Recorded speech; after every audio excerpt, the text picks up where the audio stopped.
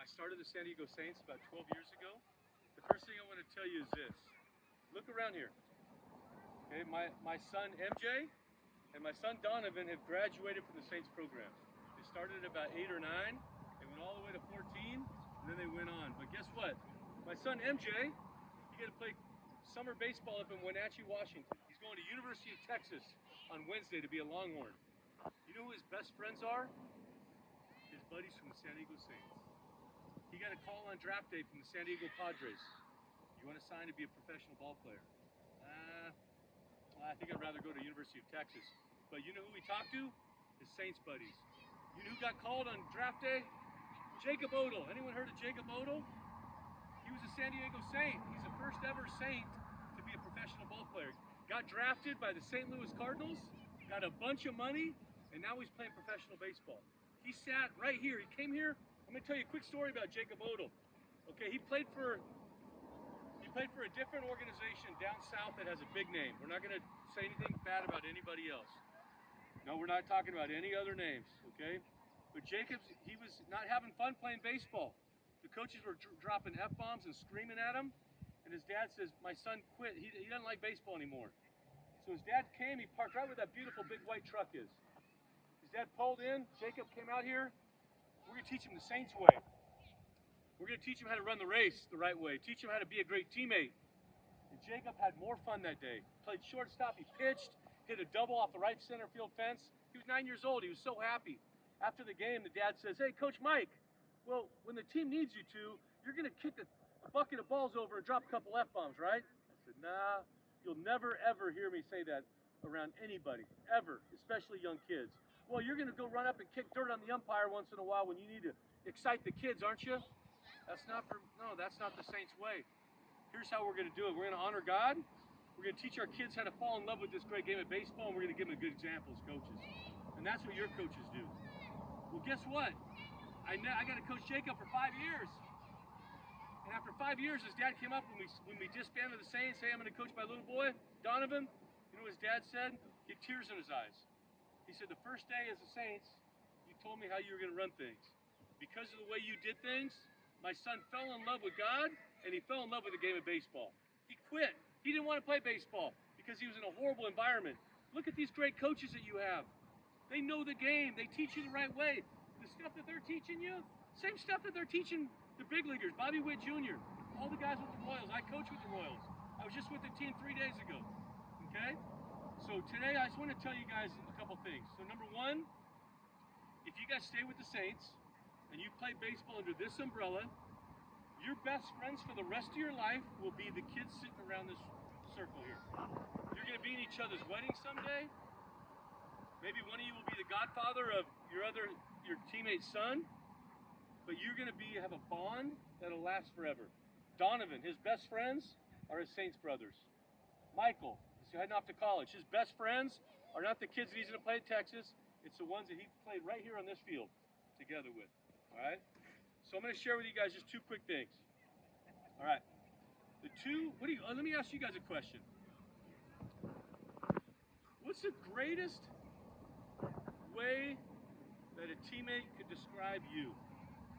What's the best adjective or the best way that a teammate that you played with could describe you?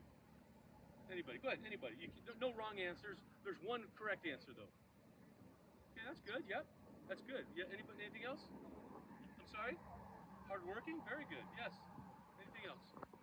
Those are good answers. Don't be shy now. Come on.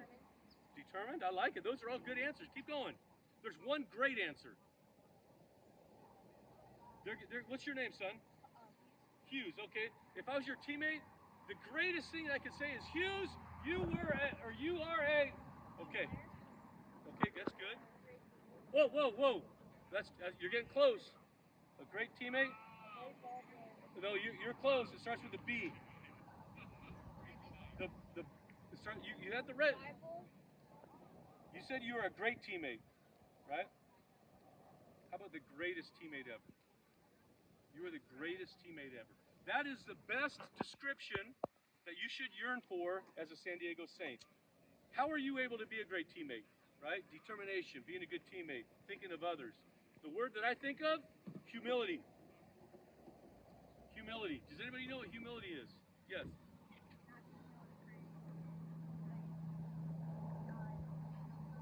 Yeah. Very good. I like it. Yes.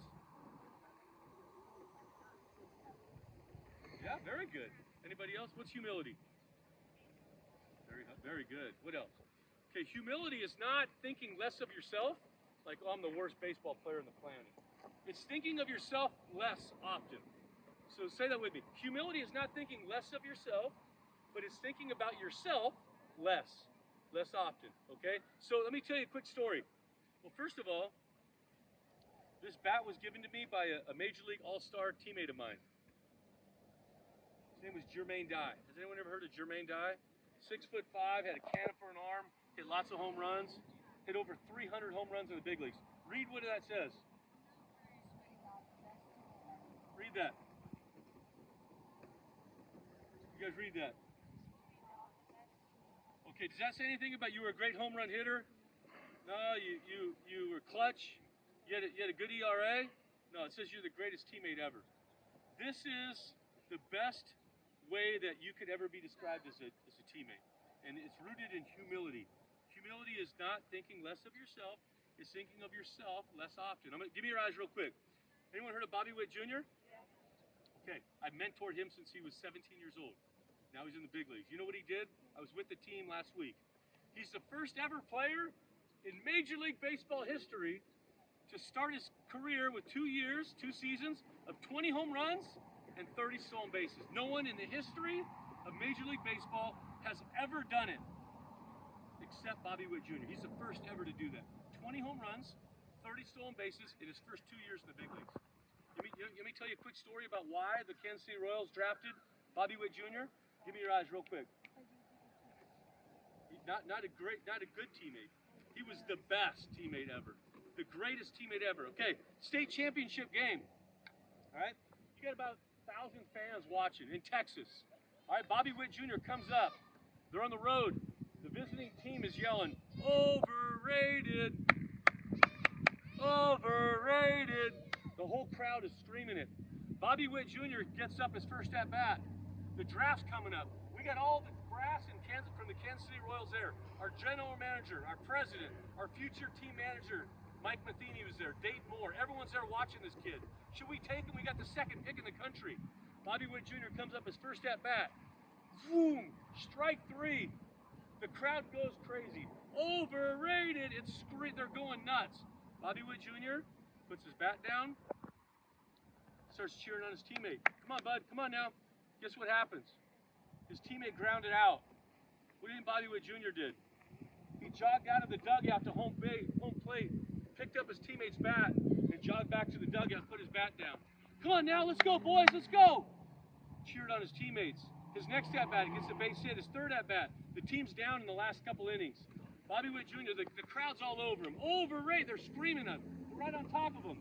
He hits a home run 460 feet. It was an absolute bomb. But when he comes around third base, what would some people do? When they look in the crowd, they go like this. What would they do? What would they do? Okay, well, what do you think Bobby Witt Jr. did? He put his head down, made the sign of the cross at home plate. He gave thanks to God, tapped home plate, high-fived his teammates, and then guess what?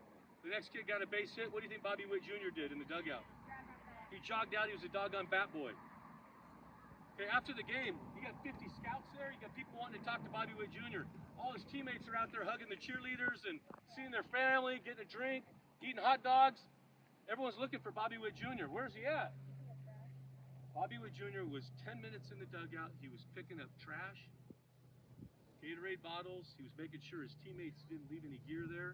And finally, he comes out with his bag on his shoulder. At that moment, the Kansas City Royals said, we want that kid. Why? Because he was the greatest teammate ever. The greatest teammate ever. So guys, I just want to share this with you guys. Work hard, be determined, be clutch, listen to your coaches, be reliable, get to practice 10 minutes early. When you're not practicing, take 50 swings. If you want to be good, take 50 swings every day. If you want to be really good, take 100 swings every day. If you want to be great, take at least 150 swings on a tee or soft toss every single day. every day. If you want to be good, don't play catch. If you want to be great, play catch 5 or 10 minutes every day. Could be against a wall, a garage door, throwing tennis balls, but do something every day that you're not at practice with your coaches. If you want to be great, and if you want to be a great teammate. Why? Because I want to be good so that I can help my 11 best friends. That's how you get better. That's how you become great. It's become by being a great teammate. If you strike out, are you going to be in the dugout mule lipping? Like this? No. Put your chest back, start cheering on your teammates. You cheer on them. Encouragement means to put courage inside of you. Hey, I saw you running. Is it Moreland? Hey, Moreland, listen, I know you're not the fastest kid on this team, but doggone it, you were running your heart out, and I loved it.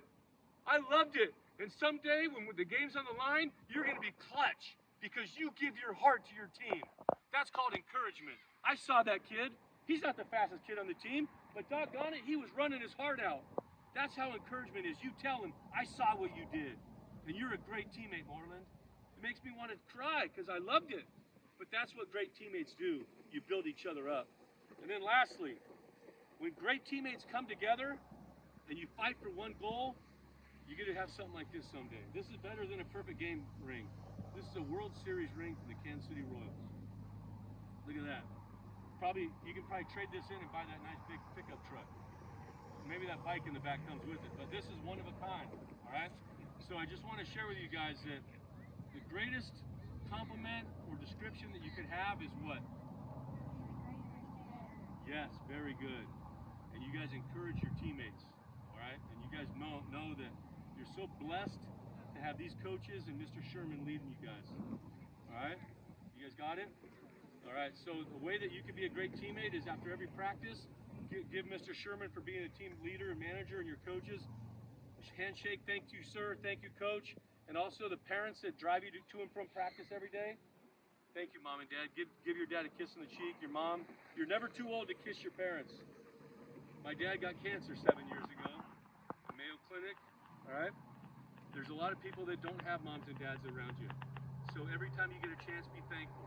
You're either thankful or selfish. You're either grateful or selfish at any moment. Right now, my 6 kids are all over the country. My wife, we're spread out, but I chose to be selfless and grateful because I came here. I could have been selfish and said, no, I don't want to be here, but I want to pour into you guys. So when you leave here, be grateful. Don't ever be selfish. You guys got that? All right. All right, so let's go out and have a great day. Be a great teammate. All right, bring it in. Saints on 3. Where's Moreland? Moreland, come over here. You take a knee. Take a knee. Everyone put a hand on Moreland. I love your effort today, son. All right, let's go. Saints on 3. Saints on 3. 1, 2, 3, Saints! All right, good job, boys. Shake your coach's hand.